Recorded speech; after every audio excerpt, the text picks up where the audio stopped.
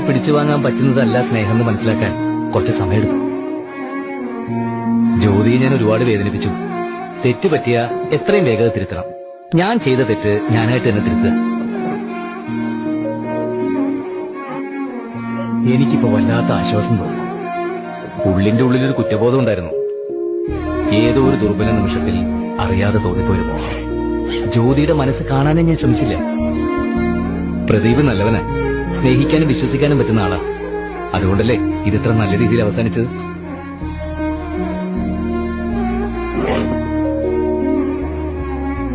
നിങ്ങൾ പോകുന്നത് കാണാൻ ഞാൻ കാത്തു നിൽക്കുന്നില്ല. ഞാൻ നാട്ടിലേക്ക് പോവാ. തിരിച്ചിനി ഇങ്ങോട്ടേക്കില്ല. നാട്ടില് അമ്മ ബാക്കി വെച്ച് പോയ കുറെ കാര്യങ്ങളുണ്ട്. പോകുമ്പോ താക്കോല് നമ്പിയാരെ ഏൽപ്പിച്ചാ മതി. ബാക്കിയൊക്കെ പോളട്ട് നോക്കിക്കോളും.